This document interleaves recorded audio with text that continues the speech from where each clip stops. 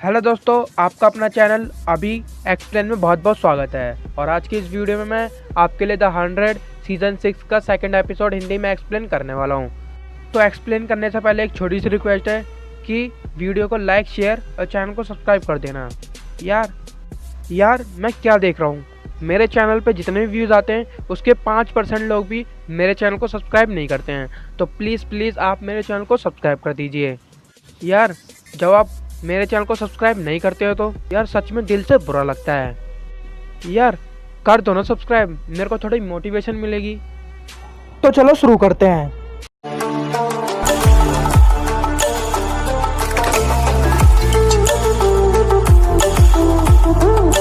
अब तक आपने देखा था कि बेलमी, क्लार्क, जॉन मर्फी, इमोरी, एको, जैक्सन, मिलर और शॉ अल्फा प्लैनेट पे जाते हैं ये चेक करने के लिए कि वो रहने लायक प्लैनेट है कि नहीं। और इसी प्लैनेट पर शॉ की डेथ हो जाती है रेडिएशन के कारण। और हमने ये भी देखा था कि एक्लिप्सिंग यानी कि ग्रहण की वजह से कोई भी बंदा अपना माइंड ऑफ कंट्रोल खो सकता है। और लास्ट एपिसोड में हमने ये भी देखा था कि 4 लोग मदरशिप चोरी करके उस स्पेसशिप में चले जाते हैं, उसी मदरशिप को चोरी करते हैं जिसमें क्लार्क वगैरह अल्फा प्लैनेट पे आए होते हैं। और उस शिप पे पहुंचते ही वो पूरी शिप को हाईजैक कर लेते हैं। तो पूरी तरह से वो शिप हाईजैक हो चुकी है।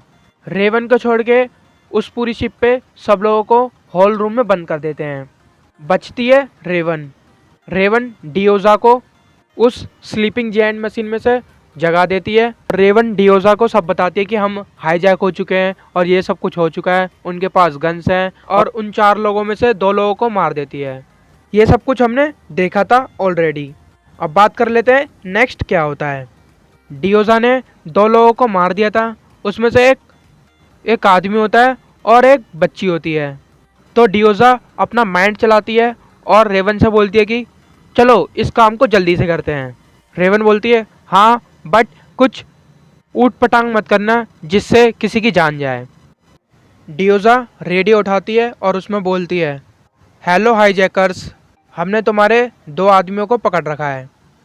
अगर तुमने और बोलती है हमारे लोग जिनको तुमने हॉल रूम में बंद कर रखा है उन्हें कॉरिडोर में आने दो, वरना मैं तुम्हारे बंदों को मार दूंगी। फिर बोलती है कि मैं 3 तक काउंट कर रही हूँ, जल्दी से डिसाइड करके बोल दो वरना मैं मार दूंगी।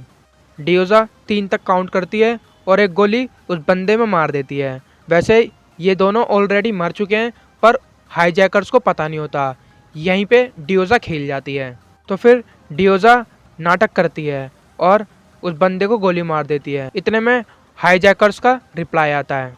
वो बोलती है तुम दोनों मेरे बंदों को छोड़ दो, वरना जितने भी तुम्हारे हॉल रूम में बंदे हॉल रूम में कैद कर रखे हैं मैं उनकी ऑक्सीजन सप्लाई रोक दूंगी और वो वैसे ही मर जाएंगे। इस कहानी में एक और ट्विस्ट और डियोजा खुश हो जाती है, कहती है आई लाइक इट, इस खेल में मजा आएगा।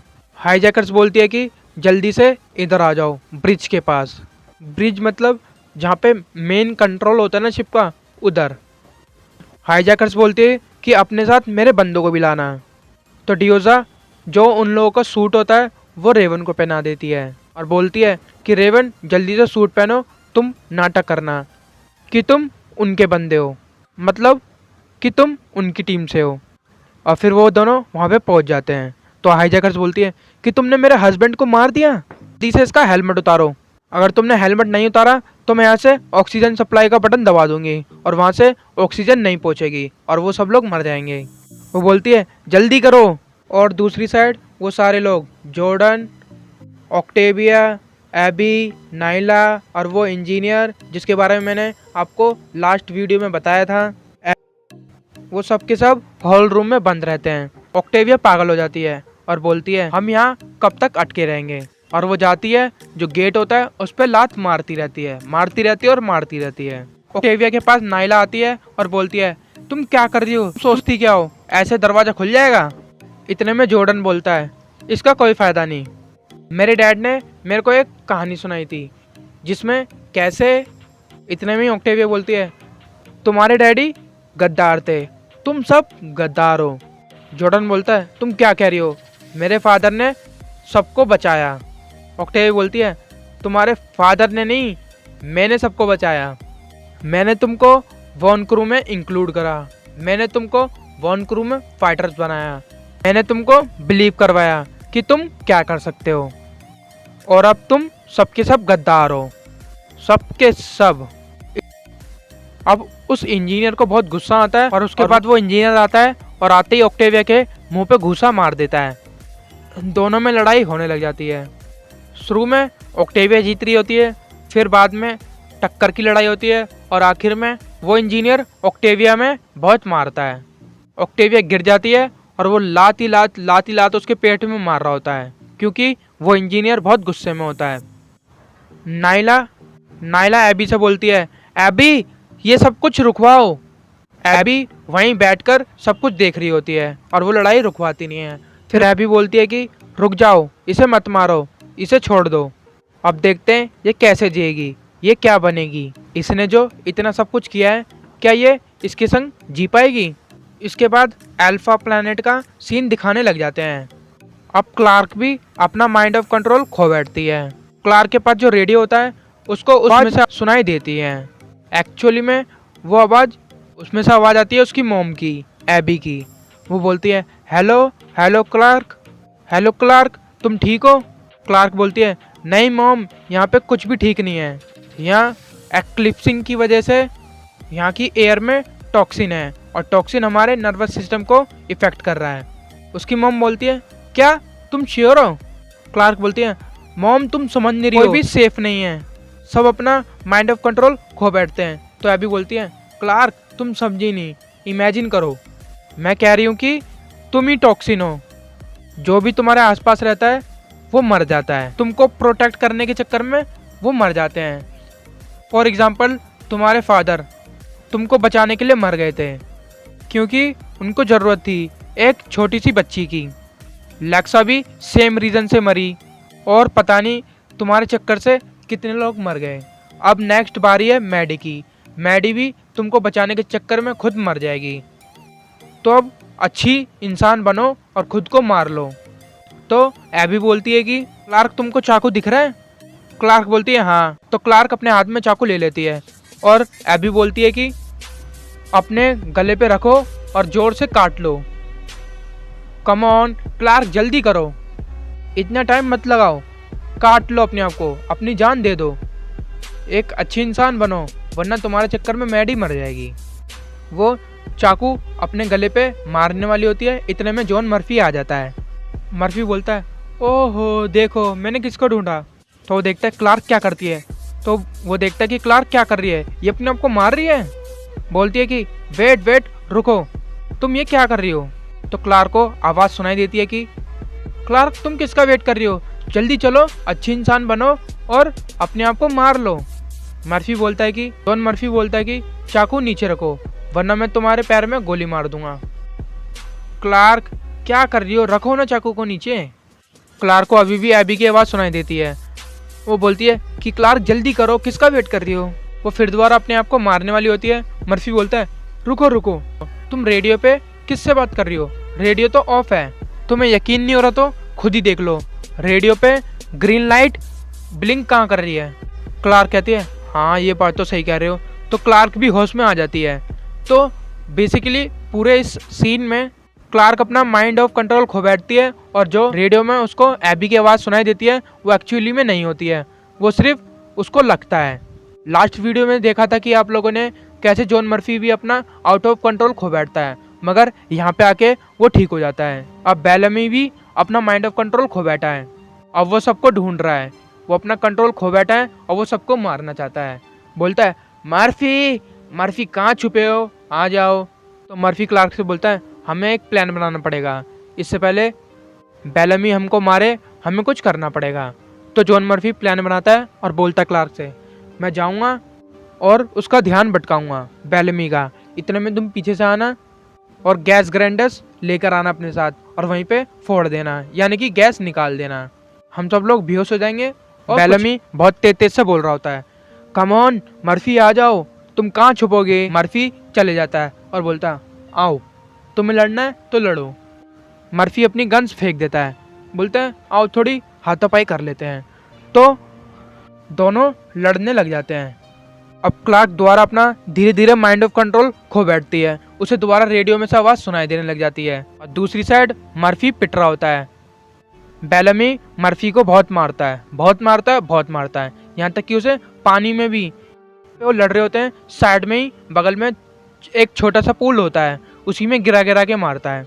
अब क्लार्क सोचती है कि यार ये तो मेरा भ्रम है, मर्फी ने सही बोला था, मर्फी ने सही बोला था, रेडियो तो ऑफ है। क्लार्क को ये बात दोबारा याद आती है और वो फिर दोबारा अपना माइंड ऑफ कंट्रोल वापस ले आती है। तो वो गैस ग्राइंडर्स लेके तेजी से जाती है और देखती है कि बेलमी मर्फी को बहुत मार रहा है। मर्फी अभी भी पूल में डूबा होता है और वो जाती है और बोलती है रुको, तुम क्या कर रहे हो बेलमी? बेलमी बोलता है अब तुम्हारी बारी है। बेलमी क्लार्क को मारने वाला होता है, इतने में क्लार्क उसके पैर में चाकू मार देती है। फटाफट उस पूल में से मर्फी को बाहर निकालती है। बेलमी वापस आ जाता है और क्लार्क से लड़ने लग जाता है। उसके हाथ में चाकू लग जाता है, वो क्लार्क को मारने वाला होता है। इतने में क्लार्क ग्राइंडर्स खोल देती है और वो बेहोशी वाली गैस तीनों को बेहोश कर देती है और वो तीनों सो जाते हैं। अब दोबारा स्पेसशिप का सीन दिखाने लग जाते हैं।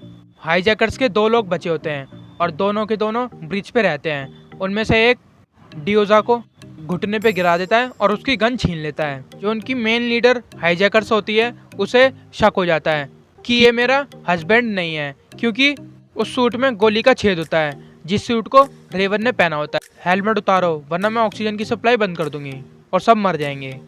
अब उस हाईजैकर्स को पता लग जाता है कि ये मेरा हस्बैंड नहीं है। तो दूसरा वाला हाईजैकर्स डियोजा को गोली मारने वाला होता है। इतने में मैडी की एंट्री होती है। मैडी को भी ये लोग नहीं ढूंढ पाते और अब तक मैडी कहीं छुपी होती है। इतने में मैडी ऊपर से कूदती है और तुरंत ही गोली मार देती है उस हाईजैकर्स को जो डियोजा को गोली मारने वाली होती है। अब मेन लीडर जो हाईजैकर्स होती है सिर्फ वही बची होती है। वो बोलती है तुमने मेरी बेटी और मेरे हस्बैंड को मार दिया, उनकी बॉडी कहाँ है? कम से कम मुझे उनकी बॉडी तो देखने दो। डियोजा बोलती है कि तुमको उसकी बॉडी बाद में मिल जाएगी, वो वहाँ पे अंदर है, तो उनकी बॉडी को कुछ नहीं हुआ। तो रेवन बोलती है हाँ तुमको बाद में मिल जाएगी, उनको कुछ नहीं हुआ, मेरा यकीन करो। मैडी बोलती है कि क्लार्क को क्या हुआ है, जल्दी बताओ मेरे को। अब वो सब के सब लोग अल्फा प्लैनेट पे जाने की तैयारी कर लेते हैं और वहाँ पे पहुँच भी जाते हैं। भी मेन जानकारी होती है वो उस हाईजैकर से ले लेते हैं, क्योंकि डियोजा बोलती है कि अगर तुमने मेरे को नहीं बताया और तो तुम्हारे हस्बैंड और बेटी की बॉडी तुमको नहीं मिलेगी। तो वो उन लोगों को सब कुछ बता देती है, बक्स के बारे में, एक्लिप्सिंग के बारे में, यानी कि सन्स का ग्रहण के बारे में, और वो ये भी बताती है कि वो सिर्फ 2 दिन तक रहता है। अब वो उनको ढूंढने चले जाते हैं और चलते रहते हैं उनको ढूंढते रहते हैं। कुछ लोग अभी भी उस मदरशिप पे रहते हैं, एक मैडी और डियोजा। मैडी छोटी होती है और डियोजा के पेट में बच्चा होता है, इसलिए वो वहीं रुक जाते हैं। एक रेडिएशन वाला बॉर्डर आता है, वहाँ पे बहुत सारे रेडिएशन वाले खम्भे लगे रहते हैं। अगर कोई पार करने की कोशिश करेगा तो मर जाएगा, जैसे कि शॉ रेडिएशन के कारण मरा था पिछले एपिसोड में। तो वो हाईजैकर्स वहाँ से जाती है और रेडिएशन वाले खम्भों को बंद करती हैं। फिर वो अंदर आते हैं, क्योंकि हाईजैकर्स के पास जो जैकेट होती है यानी कि सूट होता है, वो उससे पहन के पार कर सकती है, बिल्कुल सेफली पार कर सकती है। रेडिएशन बॉर्डर के पास ही शॉ मरा था रेडिएशन के कारण, क्योंकि उसे पता नहीं होता है कि यहाँ रेडिएशन बॉर्डर है, और वो क्रॉस कर देता है और मर जाता है। क्लार्क, बेलमी, जॉन मर्फी, उन सब लोगों ने उसको यहीं पे दफनाया होता है। उधर नाम भी लिख देते हैं शॉ। तब उन लोगों को पता लग जाता है कि शॉ मर चुका है। रेवन बहुत दुखी होती है और रोने लग जाती है। अब वो उसी शहर के पास चले जाते हैं, वहाँ पे वो सब लोग लेटे होते हैं, यानी कि बेहोश होते हैं। क्लार्क, बेलमी, मर्फी को वो लोग ढूंढ लेते हैं। कौन? एबी, रेवन और उनके संग हाईजैकर और वो जितने भी लोग होते हैं वो उनको ढूंढ लेते हैं। रेवन बोलती है कि इन लोगों को क्या हो गया है, ये लेटे क्यों हो? ये सब लोग यहाँ पे ऐसे कैसे लेटे हैं? ये एबी क्लार्क को उठाती है, बेटा क्लार्क उठो, देखो मैं आ गई। और वो तीनों यहाँ पे उठ जाते हैं। इतने में बच्चों की आवाज़ आती है और वो सब लोग देखते हैं कि यहाँ पे इतने सारे बच्चे आ रहे हैं। वो सब लोग हंसते हुए आ रहे होते हैं, हंसते और मुस्कुराते हुए, खेलते कूदते आ रहे होते हैं। और इसी के साथ ये एपिसोड यहीं पे ख़त्म होता है। अगर आपको ये वीडियो अच्छी लगी तो प्लीज़ वीडियो को लाइक और चैनल को सब्सक्राइब करना मत भूलना। और मेरे को ये भी बताना कि आपका द 100 में फेवरेट कैरेक्टर कौन है। चलते हैं और अगली वीडियो में मिलेंगे नए एपिसोड के संग।